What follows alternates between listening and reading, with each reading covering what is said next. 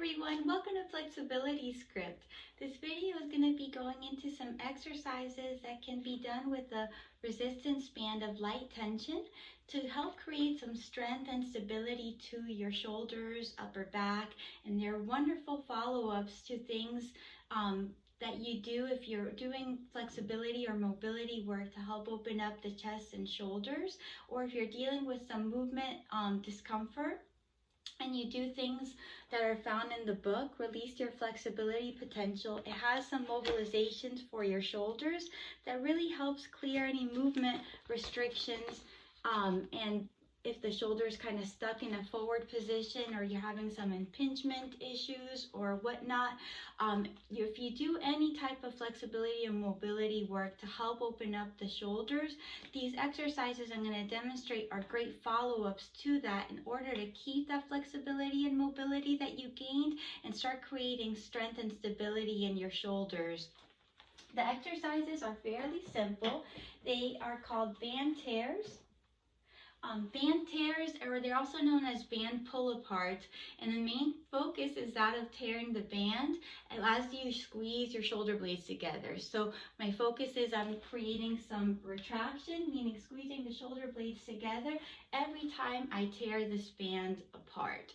There's going to be 4 exercises that I'm going to demonstrate that all have the same school of thought of tearing the band to create that strength in the upper back.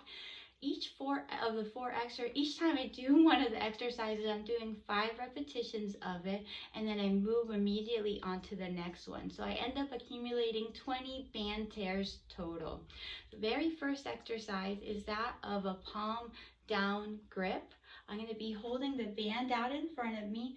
My goal is going to be to keep my elbows straight so that my arms don't try to help do the work. I really want to focus in on that as I begin tearing the band apart, that I'm focusing on squeezing the shoulder blades together. Pause 2 seconds and then come out of it.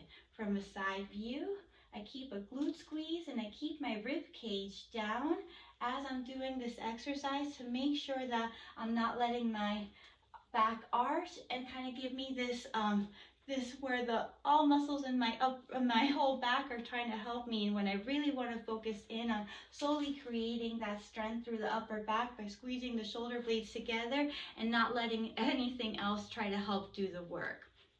From a back view, my arms are straight out in front. I tear that band, pause 2 seconds, then come out of it. Again, tear that band, pause 2 seconds, come out of it. Once I've completed 5 repetitions, I'm going to switch to a palm up grip, a supinated grip. And then just as so, when I'm doing the band tears, if I want more resistance, that's simple as just walking my hands in a little closer and grabbing a little more of the band. And if I want less resistance, I can grab a little less of the band. Make it to where you can really feel the resistance and feel that upper back working as you do the band tear. So same exact exercise. The second is the second one, and it's just the same thing but in a palm up position. Thinking the thumbs lead the way back. I usually tear that band right to where my arms are in line with my body or slightly past it, enough to really feel the shoulder blades squeezing together. After I do 5 repetitions of a palm up grip, I keep my palm up grip and I'm going to do a diagonal pattern. Exercises 3 and 4 are actually both the same, just one diagonal in one direction and the other is a diagonal in the other direction. So my arms are out in front and I'm going to be tearing that band apart. One arm comes up, one arm comes down, I squeeze back, then I come out of it. Again, tear that band, squeeze, come out of it. Now the tendency on this one tends to be that you may want to lean to one side or to the other as you tear that band apart. So same cue of glute squeeze, rib cage down, and make sure that the arms are pulling back and the shoulders are doing the work to get you back there, as opposed to your upper body giving you the feeling that you're doing the exercise when it's really not happening as well as it ought to. From here, we'll do the same diagonal, but to the other side. From a back view, arms in front, thumbs lead the way back. I tear, and then I come out of it. I pull back, I tear, pause 2 seconds, come out of it. Side view. I stay looking straight ahead. Now, there's one last little cue that I sometimes give, and that's what's happening with your head. Sometimes when you do a band tear, there's a want to push your head forward as you do the band tear. So really important, along with staying stable through your midline, that you keep your head looking straight ahead and resist the urge to jut it out as you tear the band.